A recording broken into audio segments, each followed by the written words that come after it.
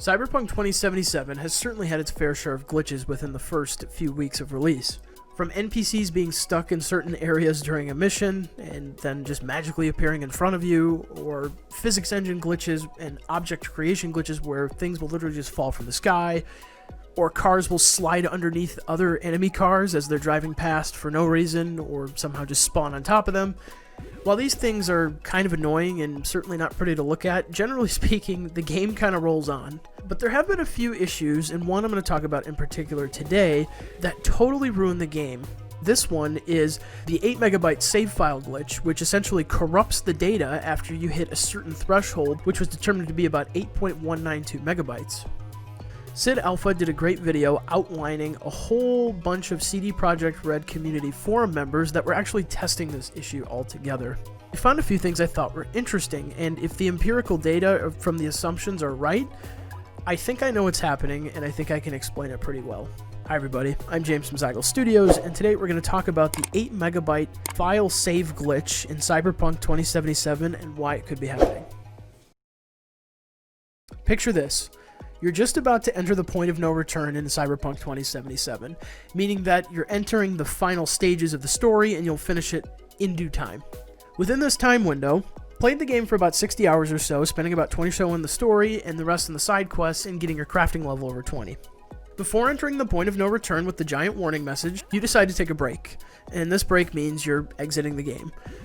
Once you hit save, you exit the game, take your break, and then you're ready to decide to come back and finish out the story. Once you load back into the game and you try and load your last save file, it says it's corrupted. This is what I call a total blackout on a game, and virtually there's no way you can recover your game save file at this point. So once you hit this point, you have to start from the beginning. How frustrating would that be to spend all those hours making V the beast that he is to take on the final mission and pieces of the story so you can see it through to the end, just to have to go through 20 hours of story again to get to that point again. This is what makes people not want to play games anymore, and it's really sad. But in order to kind of get to the bottom of this, let's talk about game saves in general. So game saves have been around for quite some time. Ever since EEPROM, electronically programmable read-only memory, has existed, typically there's been some type of game save. However, reads and writes, meaning to and from saves, were really only implemented after EEPROM came out, which is electronically erasable programmable read-only memory. And this allows the programmers to interface with a non-volatile memory unit, so you have data after the console shut off. And with this use of non-volatile memory, meaning data is retained after power is cycled, there comes a unique set of challenges, and the one that's the most obvious is, how do we know that the data that we're reading from the non-volatile memory unit is the same data that we stored on it when we originally powered it up? We want to make sure that the data coming out from the non-volatile memory unit from when power was cycled is the same when we originally stored it from the game itself, because otherwise it could end up in undefined behavior or cause the system to completely malfunction due to unacceptable inputs. So essentially what game saves need is a way to determine if the data is the same from when you store it to the point of when you pull it out and read it.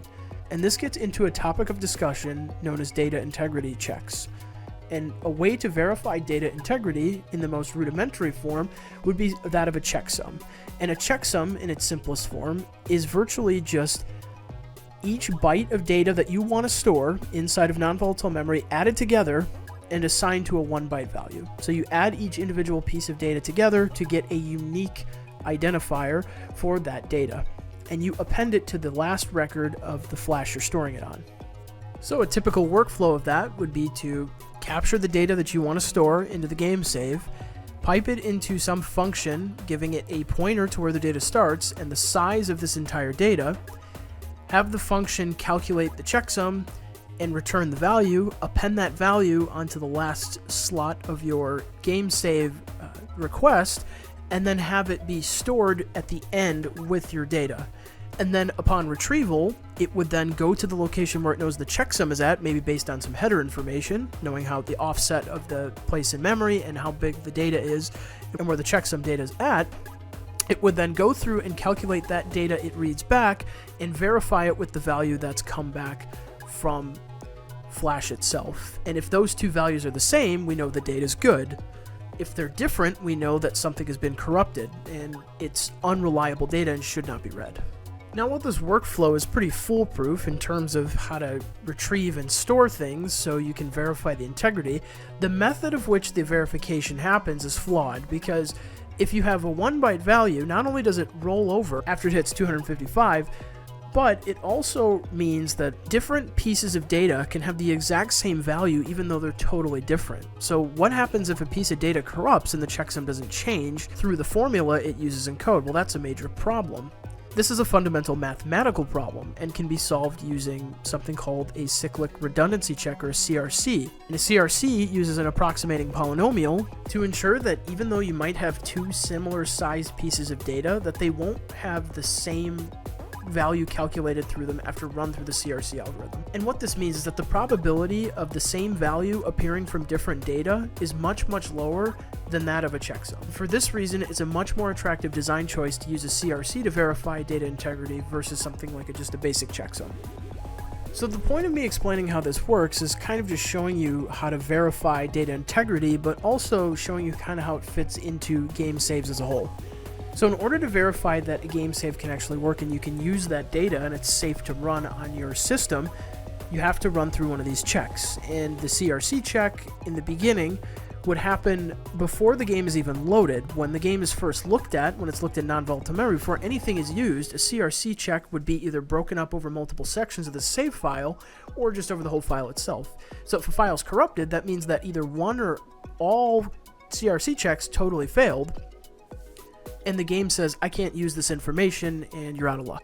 So how does this fit into the whole Cyberpunk? So thanks to SidAlpha pointing this out, and the CD Projekt Red forum members working hard, it's been known that the save file bloat as items are crafted or collected, and even when those items disappear or are totally gone, the save file still has that bloat left over, meaning that the system's not totally reclaiming those pieces or items that are inside of the save sectors that the save file has memory mapped. Now, is that really a problem? Well, no, not typically, because theoretically, your file could just get as large as it needs to be, and the CRC checks should still work no problem, right? Well, here's where things get a little interesting.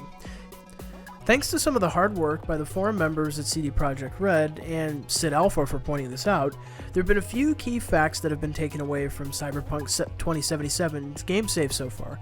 The first one is that there's a fixed size at where no more data can be added to the save file, and that is at 8192 kilobytes or 8.192 megabytes, and that's where that 8 megabyte number comes from.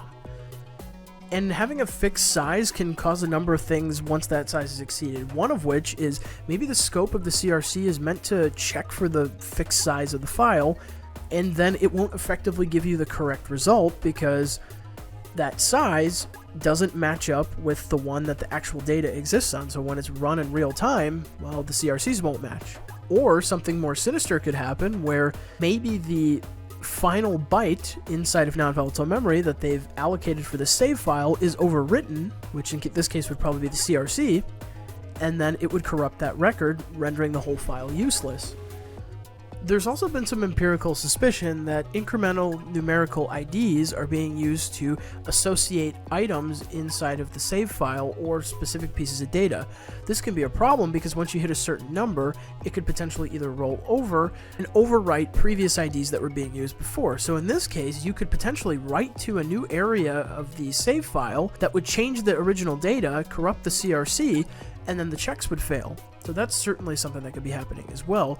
And it is to be known that the system isn't also properly clearing out these particular items from the save file itself. The original glitch was essentially found through players who were getting their crafting levels to very high levels and causing their save files to bloat. And the cause of the bloat isn't really known yet, other than the fact that if you craft a lot or if you hoard items, and even if you get rid of those items, the system doesn't effectively clear it out of the save file, and the save file then bloats. And what makes this worse is that even when you're in normal playability of the game, meaning you're just actively playing the game, not trying to get it to break, this can still happen quite frequently, meaning that people will render their game saves useless. So what stinks is even if they do fix this bug, your game saves that did get corrupted, well, you can't get them back. And this is really a problem, and quite frankly, this is what causes people not to play games anymore. But on a lighter note, Cyberpunk 2077 in my eyes is still the best game of the year. Between its gripping story, awesome character development, even though it does have some bugs, and the console versions were total crap and CD Projekt Red misled the public. Yeah, that's a whole nother story, but this game's been pretty cool. So I hope you all enjoyed this video, and I really have to say thank you so much to the new subscribers and just my general subscriber base that's been continuing to watch and share these videos. You guys have been amazing, and you make me want to keep making these different videos. And if you liked this video and you want to see more content like this, be sure to like, comment, subscribe, and share. I'd appreciate it. Give me some feedback. Let me know how this video went, and we'll see more videos like this in the future. I hope to see you guys all in the next video, and this is James from Zygal Studios, signing off.